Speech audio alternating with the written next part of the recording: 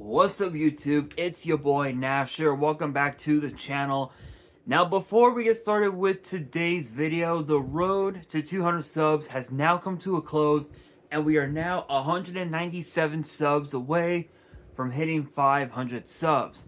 And if you guys are new to the channel, and I know that a lot of you guys are, because practically 100% of you guys are watching the content, but you guys are not even subscribed. So if you guys are watching the content, you like the content, and you want more of the content, excuse me, but you guys have not subscribed as of yet, then make sure you guys do indeed subscribe to the channel, turn on the notification bell, excuse me, smash that thumbs up button on this video, and as always, make sure you guys are following me on all of my social media. All of my ads will be in the description below, as will the info to my fan mail. It will also be in the description as well. And I want you guys to post in the comments below answering the question of the day, which is this. Among the card as it sits now, what are your guys' predictions for WrestleMania? Let me know down in the comments below. And for today's video, you guys already know what time it is. It is prediction season. It is all about my predictions for WrestleMania, where the fate of the past, the present, and the future of professional wrestling will be at stake. Not just in terms of the main event of WrestleMania Saturday, but the main event of WrestleMania Sunday as well. And it is going to be a very chaotic WrestleMania, because of the fact that we have exactly 1, 2, 3, 4, 5, 6, 7, 8. We have 8 championships on the line. We have a triple threat. 1, 2, 3, 4, and 4 one-on-one matches. One of them of which will have a stipulation. So I am not going to waste any time. This is going to be a very chaotic video. So let us get down to it. Kicking things off is for the World Tag Team titles between the champions, the War Raiders, and the New Day. This is actually kind of an interesting ordeal, because this rivalry, this actually dates back quite a ways. In fact, I think it goes back to right around the time of when the War Raiders were known as the Viking Raiders on SmackDown, and they had a very interesting rivalry right around 2021, 2022, like somewhere around there, and things were chaotic at that point. Now it's escalated to where the New Day, again, we're already 5 months, right? We're 5 months into a heel run for Woods and Kofi, and this is the first set of tag team titles that the War Raiders have held since 2020, since 2019, 2020. So I'll say since the pandemic, we'll say that. And it's weird because, again, these guys have been at each other's throats for weeks now. New Day, claiming that they deserve to be on the card of WrestleMania. But think about this. This is the first time in well over a decade, actually well over 2 decades, that the World Tag Team titles are being defended on the grand stage of WrestleMania. The last time was at WrestleMania 25 in 2009, so close to 2 decades. And interestingly enough, you look at how far the World Tag titles have come since the old days, when guys like Tony Atlas and Soul Man Rocky Johnson were once, were tag team champions. to when tag teams like the Natural Disasters, now WWE Hall of Famers held those titles, to other tag teams, like the Hart Foundation and Demolition, the third longest reigning tag team champions of all time. You've got to guys like the Hart Foundation I mentioned, Money Inc. as well, the New Age Outlaws, Cactus Jack and Chainsaw Charlie. Who else? The Dudleys, the Hardys, Edge and Christian, the APA, Kane and Rob Van Dam, the Brothers of Destruction, Book Dust, Goldust and Booker T. Who else can I name? The Highlanders, Lance Cade and Trevor Murdoch, John Cena and Shawn Michaels, just to name a few. Even also The Miz and John Morrison. All these teams that held the World Tag Team titles. These titles have a lot of rich history, and the fact that these titles are being defended for the very first time in a very long time is that right there is just history in the making. And both these teams, both the War Raiders and the New Day, want to bring back that history by putting on a potential instant classic.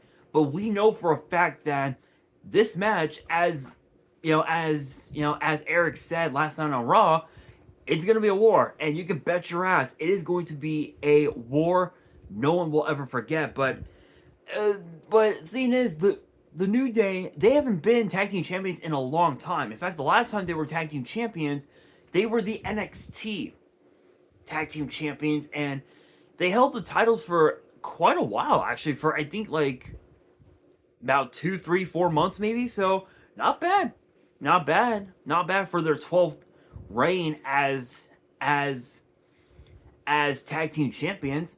And it's weird, right? Like I never would have imagined the War Raiders defending their tag team titles at WrestleMania. I never would have imagined it, but here we are, right? Here we are. But as far as who I think has the upper hand in this scenario, it has to be the New Day. And the only reason is because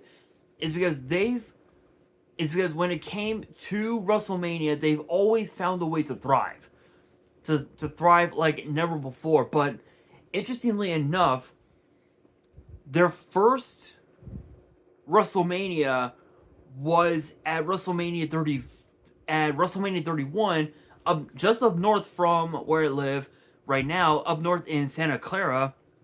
That was a loss. That was a huge loss. WrestleMania 32 in Dallas, they lost. WrestleMania 33, they were the hosts of WrestleMania. WrestleMania 34 in a triple threat, they lost. WrestleMania 35, Kofi was the only New Day member that competed at WrestleMania, and he became WWE champion. WrestleMania 36, New Day lost. WrestleMania 37, New Day lost. WrestleMania 38, New Day lost. WrestleMania 39, I don't think, were they even a part of Mania last year? I don't even think so. I still have my old book here. I don't even think they were a part of WrestleMania. Let's see.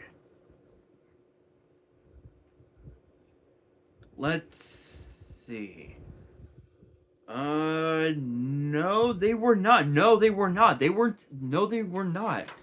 They did not compete at WrestleMania last year, or sorry, WrestleMania 39, which was here in LA. Last year's WrestleMania, they lost. So all of the WrestleMania matches that they've had, they have lost. And so that means 31, 32, 34, 36, 37, 38. They are literally 0-6 at WrestleMania. think about that. They are 0-6 at WrestleMania, and it comes down to the question: can the New Day break that streak? I honestly don't think they can. I think this has been the best version of the War Raiders that we have seen in a very long time, and Ivar even said it best. I think in some interview, was it some interview or something he said on social media? I don't remember, but he said that he and Eric don't have a whole lot of time left wrestling, so they're literally trying to make the best of what opportunities that they're able to receive, and this has been one of the biggest opportunities ever in their career. So you can bet your ass that both Eric and Ivar are going to do whatever the hell it takes to remain tag team champions. I think War Raiders might just have this one in my opinion. Next up, it is a battle of the luchadors between Rey Mysterio and El Grande Americano, or Chad Gable, depending on how you see it. This might just end up being a blowout. No offense to Rey Mysterio, no offense to the Hall of Famer, but this is probably going to be one of the worst matches on the card. I feel like just because of the fact that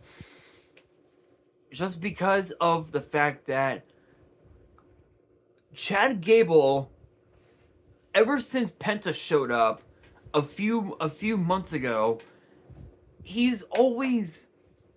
Chad Gable has always been obsessed with luchadors and decided to find someone who knows the dark art of lucha libre, and now we have El Grande Americano, and he's sprung up a few wins. Which is good, which is not bad. But the last couple weeks, this guy El Grande Americano, he literally has been. He's done everything in his power to try to cheat. He literally took a metal plate, stuck it through his mask onto his forehead, headbutt, and using that plate as a weapon without the referee even noticing it. And I don't know. I think when it comes to WrestleMania, we all know that Rey Mysterio thrives like it's nothing. He thrives like it's nothing, and he's won quite a few matches at WrestleMania, but he's also lost a few as well. Think about this: WrestleMania 19, his debut, he lost to Matt Hardy via a technicality. Shannon Moore. WrestleMania 20, he came close to becoming Cruiserweight Champion, and he lost. WrestleMania 21, he defeated Eddie Guerrero, and at that time, that was his tag team championship partner. They were tag team champions. There was nothing on the card for them, so they were like, why not fight each other? And it didn't work out, and it just completely backfired. And if you guys remember that rivalry, you guys will know exactly what I'm talking about. WrestleMania 22, he became world champion. WrestleMania 23, he was out with an injury because of Chavo Guerrero, over the fact that Eddie passed away, and Chavo blamed Rey. I think still to this day, I think Chavo still blames Rey. I'm pretty sure he still does. WrestleMania 24, he wasn't even on the card, unfortunately. I don't know what happened, but I know he wasn't on the card. In fact, I might be able to look it up. Give me 1 second, guys, as I'm looking it up. I know that Mania 25, he competed against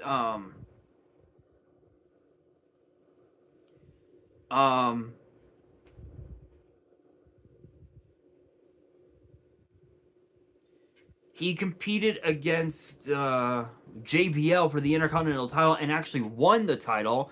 Mania 26, he defeated CM Punk. 27 he lost to CM Punk to Cody Rhodes. 28, 20, and 29 he was gone. He had left WWE for a while. Let's see.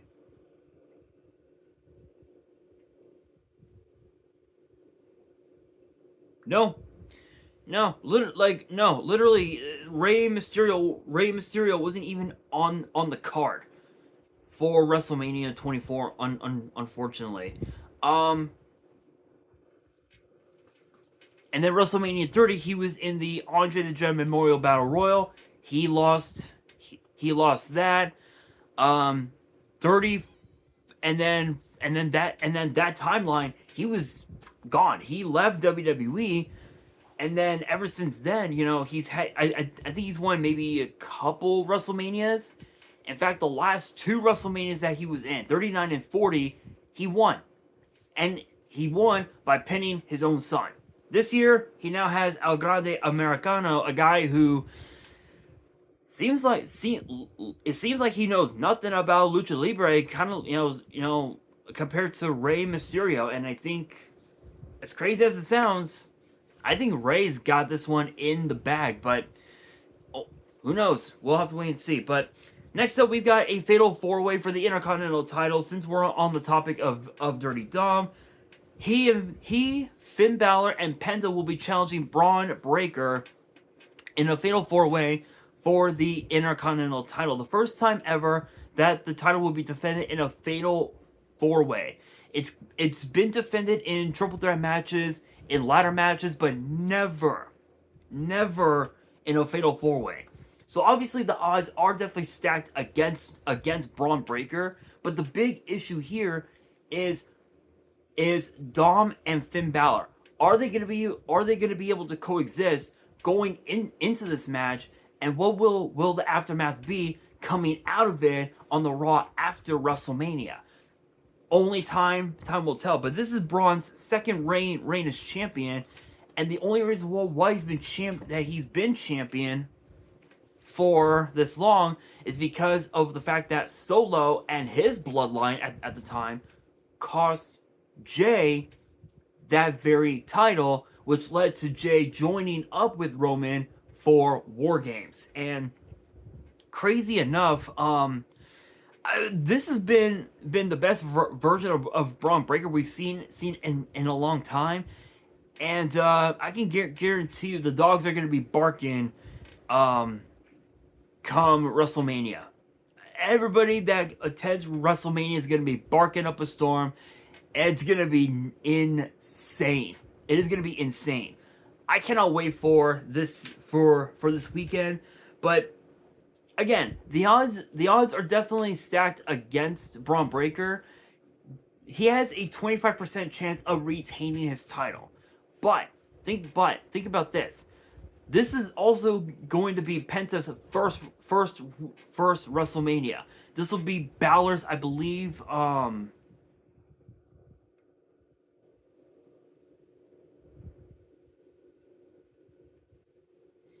I believe this will be Balor's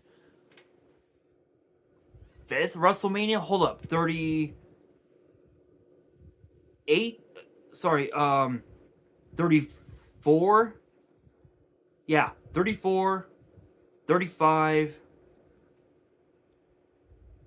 39, 40, 41. Yeah, so this will be Finn Balor's fifth WrestleMania, and this will be Dom's 4th. This will be Dom's 4th WrestleMania in his career.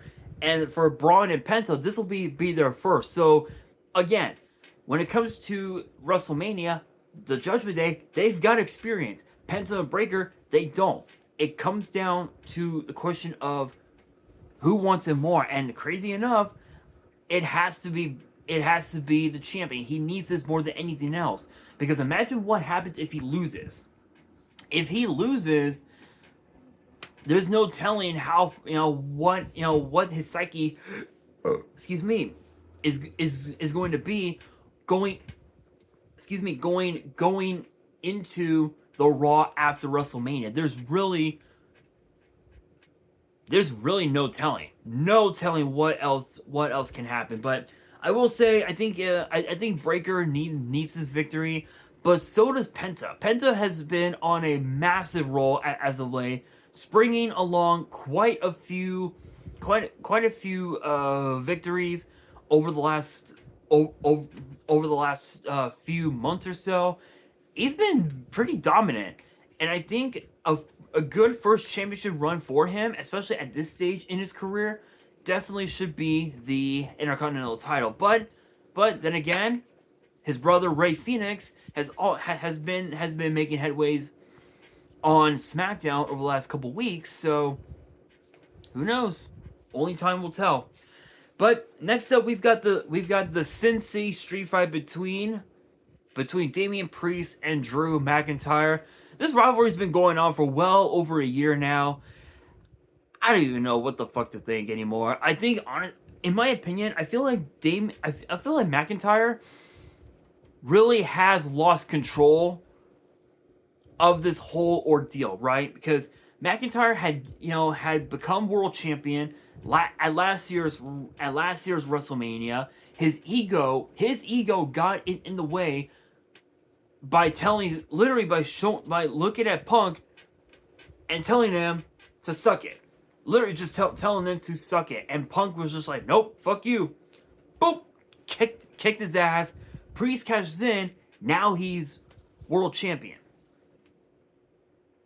Drew McIntyre would then go on the very next night saying that the Money in the Bank is just a cheating way to get to title opportunities, and he ends up winning Money in the Bank, proving that he is a fucking hypocrite. And yeah, I think we all know where that goes. We all know. Seth Rollins ended up becoming collateral damage in the whole ordeal. And now it just escalated to where they want to tear each other apart. And this weekend, they're going to get that opportunity. So given the fact that both these guys have had victories at WrestleMania over the years, they've had a lot of success when it comes to WrestleMania. I don't know, but think about this. This will be Damian's third WrestleMania that he will be competing in. I know that he appeared at WrestleMania 38 in Dallas, and also WrestleMania 39 in here in my hometown of LA. But both those times he did not compete. So this will be his third in-ring match at WrestleMania, and or rather, I guess I could say fourth, counting WrestleMania Sunday last year. I guess technically, so we'll say it's fourth. And I mean for Drew, this will be his, let's see, 26, 28. 30,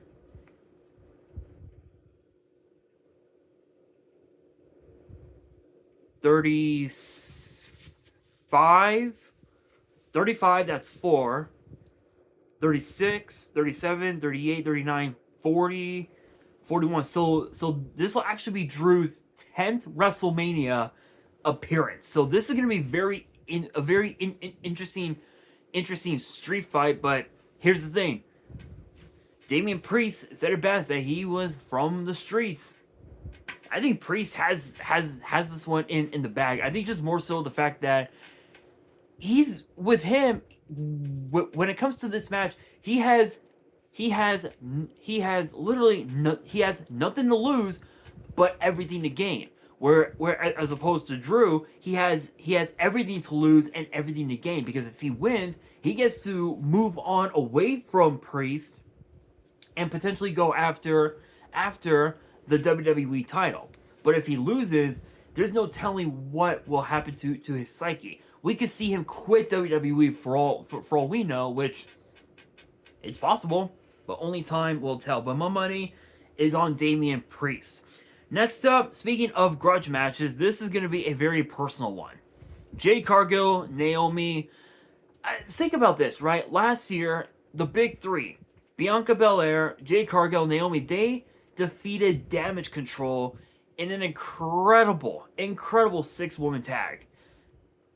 Then, War Games, Jade Cargill randomly gets attacked, and we found out it was indeed Naomi.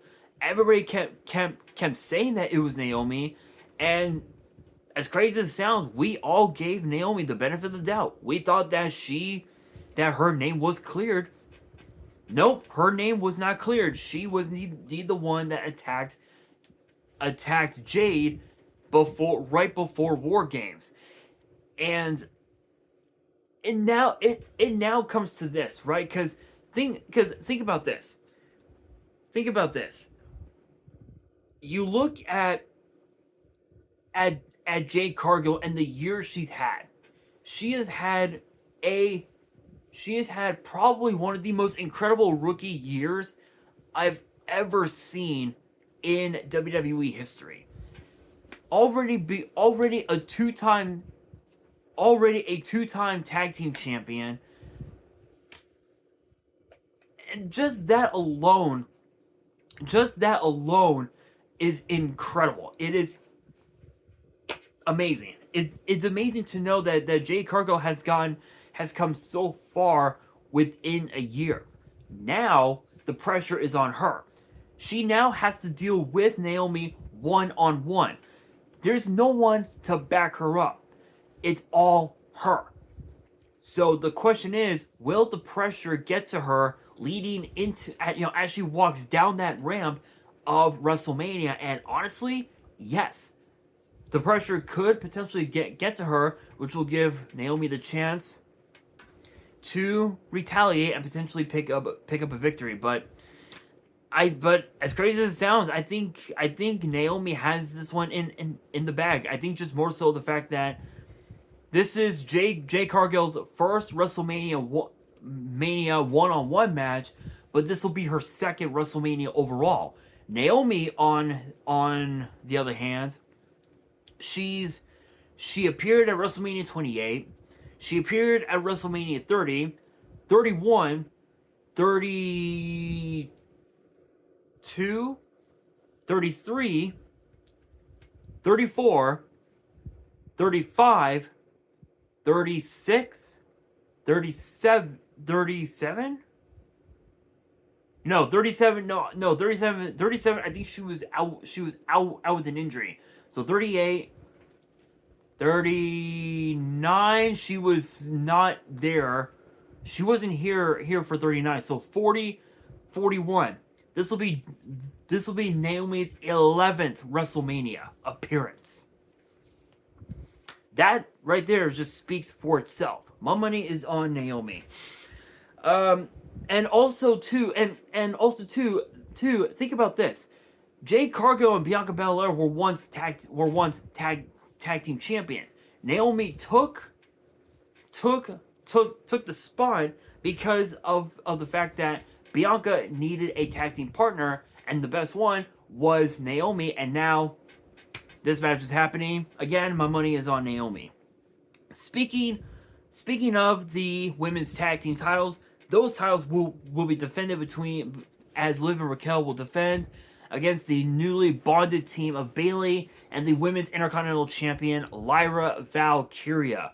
I honestly am a bit disappointed that the title isn't being defended at WrestleMania, but it makes sense considering that this will be Lyra's first WrestleMania, and I don't see anyone better to be her tag team partner rather than Bayley. Because think about this: last year's WrestleMania had a hell of a match against Io Sky, and she did incredible. Think about this: she's had how many victories at WrestleMania? 33, 36.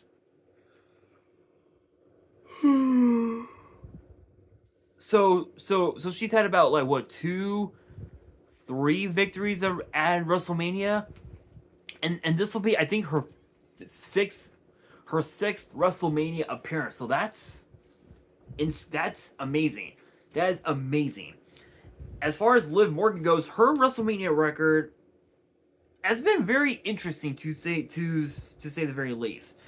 Um, Obviously she's lost quite a few matches at WrestleMania, but this is where the pressure could potentially get to her because of the fact that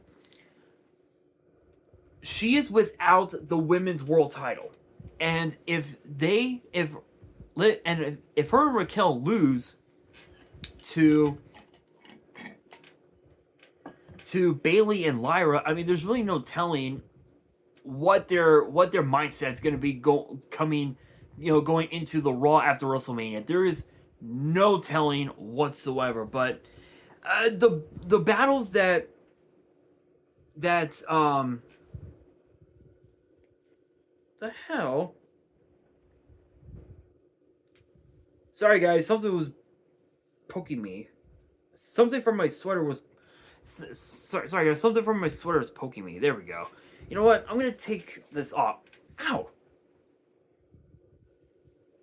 God damn it! God damn it! I'm bleeding. My fucking finger's bleeding. Hang on, guys. Hang on, guys. I'll be right back. I gotta get myself readjusted. Give me 1 second. Alright, you guys. I am back. Sorry about that.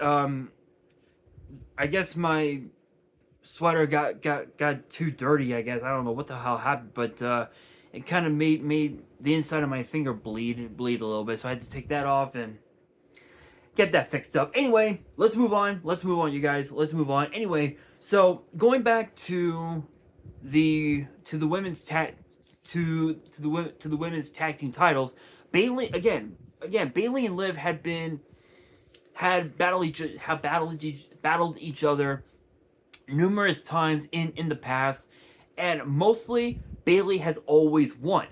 This time around, it could potentially be no different because again, Bayley has had a lot of success when it comes to WrestleMania. Liv and Raquel haven't had that much success, but this will also be Lyra's first WrestleMania appearance ever. So potentially the WrestleMania jitters could become a factor for the Women's Intercontinental Champion, which is very possible, but we'll have to wait and see. But I think we could potentially crown new tag team champions.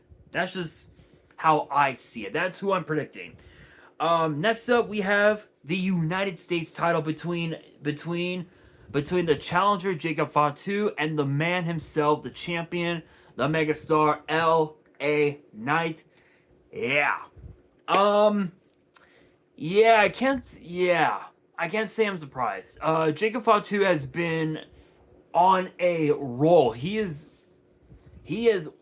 plowed through every single person that he has been in the ring with. Excuse me. Including guys like Roman Reigns, Cody Rhodes, Randy Orton, Kevin Owens, Rey Mysterio. He's who else can I name? Braun Strowman. He's been in the ring with a lot of guys, and he's been very dominant. But think about this. This is the first time that LA Knight is going into WrestleMania as a champion. Last year's WrestleMania, he defeated AJ Styles. WrestleMania 39, since it was in my hometown here in LA, he was supposed to have been scheduled for WrestleMania, but they had nothing for him. There was literally nothing for him, and now he is walking into his second WrestleMania, this time as a champion. So the pressure is on both men. It's on both of them to,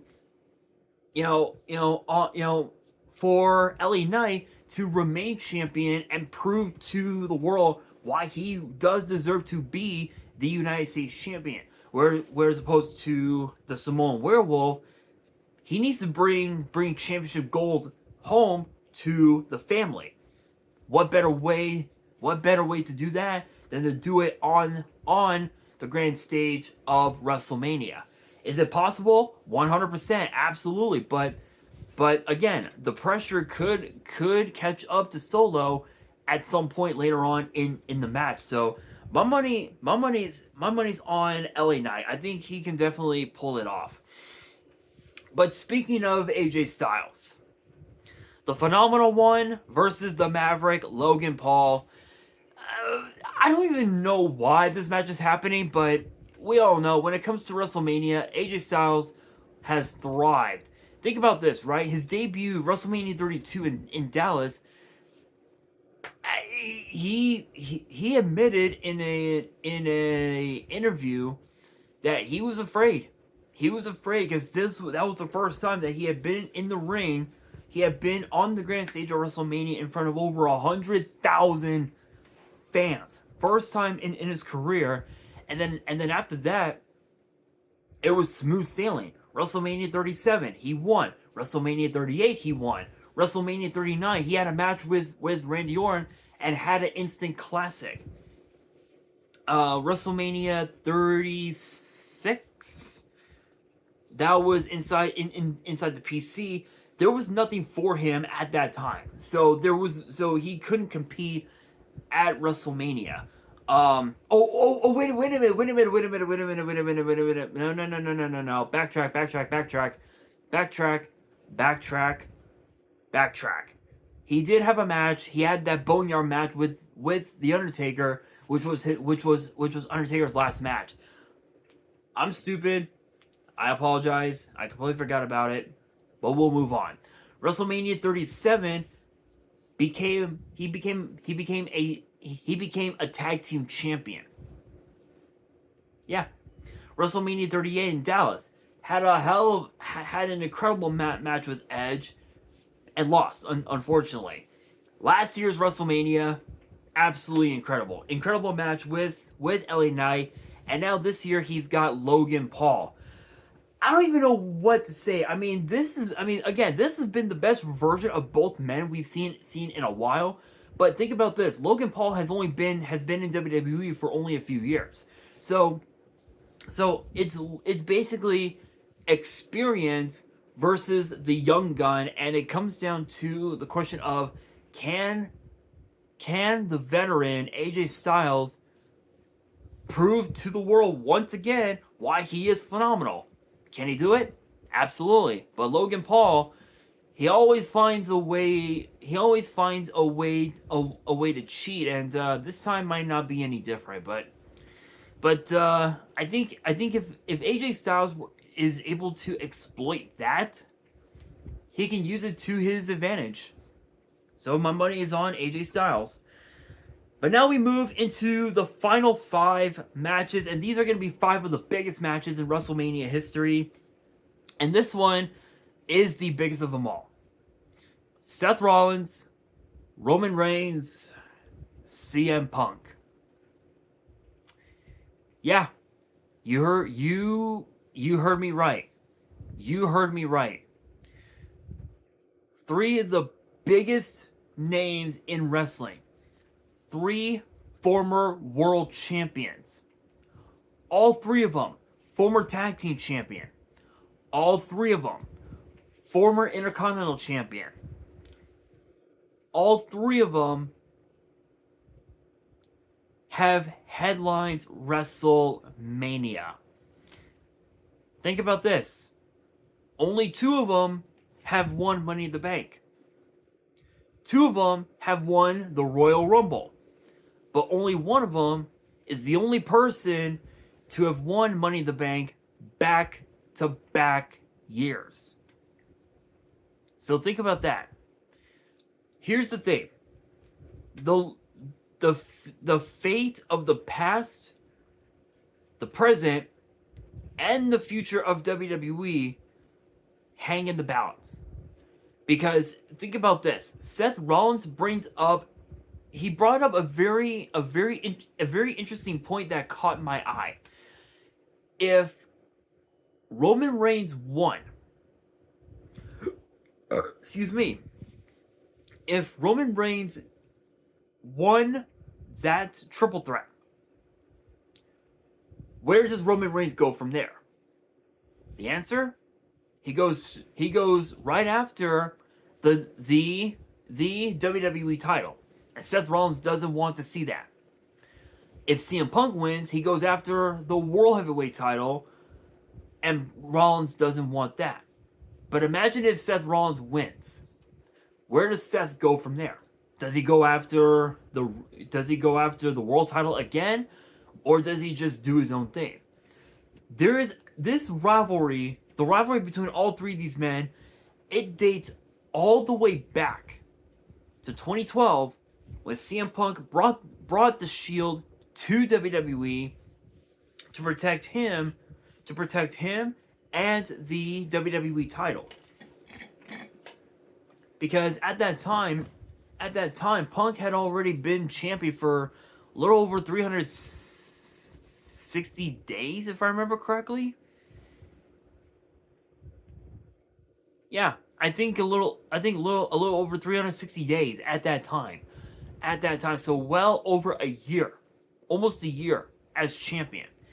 And all three of them, Seth, Roman, and Dean Ambrose, all protected CM Punk and his reign as champion to the best of their ability. Once Punk lost the title, it was all up to the Shield to do things their way, and they did things their way. Seth and Roman, tag team champions. Dean Ambrose, the United States champion. And think about this. With everything that's happened so far, right? Punk left WWE in 2014. Seth turned his back on the Shield the night after Payback that very same year. And since those two moments happened, Punk had went on to the UFC, tried to, tried his luck there. He ended up working for the competition and became their world champion. If you know, you know. And from what I had seen on social media, he was a very interesting world champion, but also got into a backstage altercation with someone. Again, only from what I had seen on social media. But think about this as well. Both Rollins and Reigns became WWE champion. Both had won the Royal Rumble. Both had defeated Brock Lesnar on the grand stage of WrestleMania. And then Punk randomly shows up. Now he's injecting himself back into the picture of Seth Rollins versus Roman Reigns. And now it's come to this. You've got three of the biggest baby faces right now in WWE. Obviously, Roman Reigns on the internal roster has been dubbed a babyface right now. Seth Rollins has been a babyface for several years. CM Punk, I mean it's CM Punk. You really can't deny how big of a babyface he's been, you know. So again, you've got three of the biggest baby faces going at it for the fate of the future. Because the fate of the future has to land in the hands of Seth Rollins. Because again, he believes that if Roman wins, then the state of the WWE as it is now dies. If Punk wins, it's the same thing. It would be a lose-lose situation if Seth were to lose, but I honestly don't see it that way. I mean, think about this. Roman even said it best in I think what was it, in his documentary last year. He said that he had done everything that there is to do. There's nothing left for him to do, As far as Punk goes, he doesn't have much time left wrestling. So it's like he came back to WWE to finish up his career on his terms. This was basically it. This is him finishing up his career on his terms. And as far as Seth Rollins, it's the same boat. All three of these guys are in the same boat. They don't have much time left competing. They don't have a lot of time wrestling, given the fact that given the fact that Punk is, obviously, obviously Punk is getting a bit older. Roman Reigns, obviously, still dealing with his leukemia, and then Seth, having the series of back injuries and whatnot. There's not much time, but it comes down to who has more drive to win, and honestly, I think it's Seth. I think Seth has more drive to win this match than the other two. So if Seth wins, there's no telling what can happen next. So my money's on Seth Rollins. Now we move into the four world title matches. The first one, Charlotte Flair, Tiffany Stratton. The rivalry has brewed for months now. Ever since Charlotte came back from her injury at the Royal Rumble, she has taken jabs at Tiffany Stratton, talking shit about Tiffany's relationship with Ludwig Kaiser, who has been on Raw making a lot of noise, to say the very least. Tiffany Stratton has talked shit about her marriage with Andrade and the divorce. Guys, crazy. Absolutely crazy. And they've even had a series of brawls over the last couple months, which has led to the question of, can Tiffany Stratton do it, right? Can she remove the WrestleMania jitters and defeat Charlotte Flair? And the answer is no. And I know what you guys are thinking. You guys are probably thinking, wait a minute, why are you saying that Tiffany Stratton can't win at WrestleMania? That's not what I said.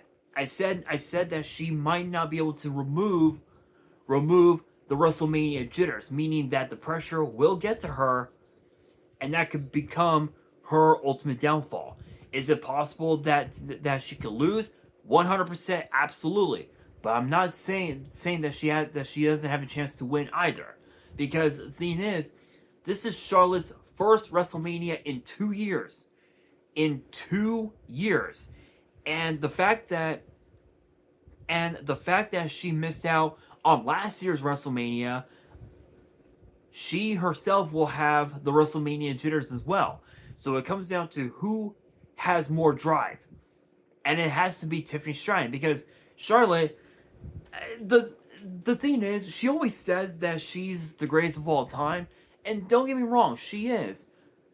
But there's a big difference between her and the other three members of the four horsewomen of WWE. I'm talking Sasha, Bayley, and Becky. There's a big difference between all four. Charlotte doesn't know when to pass the torch to the next generation, nor does she not know when to move on with where she's at now and move somewhere else. Sasha has done the exact same thing. She left WWE and continued her work elsewhere in other promotions to re-elevate her career and get better in the ring.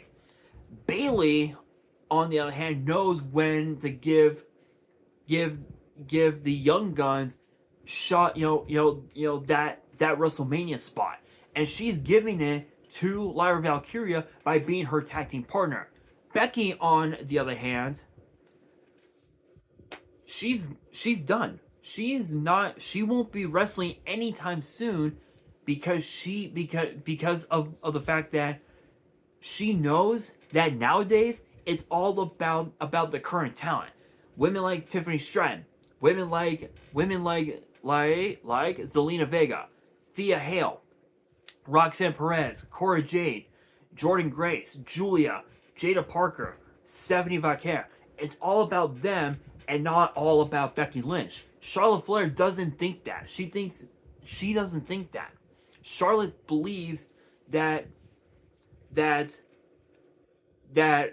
by burying the young talent, she can proclaim herself as the greatest of all time. So it now comes down to the big question of, can Tiffany Stratton silence the Queen? And the answer is yes. I truly believe that if Tiffany Stratton can remove the WrestleMania jitters and remove all that anxiety from her mind, she has the match in the bag. she has the match in the bag, and she's definitely going to be able to prove to Charlotte Flair that she can remain a champion. But this is Charlotte Flair. When it comes to WrestleMania, she excels better than anyone else. So that's saying a lot. That is saying a lot. But the women's world title, the triple threat, Io Sky, Bianca Belair, Rhea Ripley. Man, think about this, right? Several months ago, at Survivor Series, these three women were inside War Games. Now they're fighting each other for the women's world title. Think about that. I mean, think about this, right? Io Sky has, lost at last year's WrestleMania. She wants to actually the last two WrestleManias that she was in last year and WrestleMania 39, she's lost. This time, I don't know, but think about this. Bianca Belair has been undefeated. She pinned Sasha at WrestleMania 37. She pinned Becky Lynch at WrestleMania 38. WrestleMania 39, she pinned Asuka, and last year's WrestleMania, Jade Cargill pinned Dakota Kai, winning the match for her team, which featured Naomi and Bianca. So now Bianca is 4-0. 4-0 at WrestleMania. She has a chance to make it 5-0. Think about that. 5-0. It's possible that she could become the next Undertaker and have a historic WrestleMania streak. It is very possible. If she's able to go to 6-0 and like maybe like 7-0, it's definitely going to become the new Undertaker streak that WWE wants to protect. They want to protect that streak more than anything else, even at the cost of Bianca Belair turning heel. Is it possible? Absolutely, but that depends on them. As far as Rhea Ripley goes, she wants that title more than anything, and I think honestly, Bianca, I don't think she's gonna win it. I think she's gonna end up becoming 4-1. I think just because of the fact that the Street Profits are the WWE Tag Team Champions right now. If they retain this Friday on SmackDown, excuse me, there's no doubt in my mind that Bianca Belair is gonna lose, and she'll end up remaining on SmackDown because of her marriage to Montez Ford. But then again, anything can happen in WWE, especially nowadays. Everything is pretty much unpredictable. But I think my money has to be on Io. I think just because of the fact that Io Sky is still relatively young in this run as Women's World Champion. If Io wins, she can definitely establish herself as a very dominant women's champion, like she was when she was the WWE Women's Champion a couple of years ago. So, but if I had to pick between these three, I gotta go with Io, 100%. Next up, we've got Cody Rhodes and John Cena for the WWE title. This is where the fate of the future hangs in the balance. If Cody wins, the future remains safe. If Cena wins, there's no telling what can happen. But think about this. Cody has had these guys have had a lot of respect for one another over the years. And think about this. Last year's WrestleMania, John Cena helped Cody Rhodes become WWE champion. Think about that. Think about that for a minute, right? John Cena helped Cody Rhodes win last year. This year, he's now fighting Cody Rhodes after selling out to The Rock. And I think it's safe to say that Cody Rhodes is going to be going at John Cena with full force. And he's definitely going to play a very... I think, honestly, with the fact that Travis Scott is going to potentially appear at WrestleMania, there is no doubt in my mind that The Rock could show up. And there's no doubt in my mind that Travis Scott could also appear, costing Cody Rhodes the WWE title. But this is the biggest test of Cody's career, because this is the first time that he's walking into WrestleMania as WWE champion. Can he do it? 100%. But think about this. When you've been champion for a year, that's when the pressure really gets to you.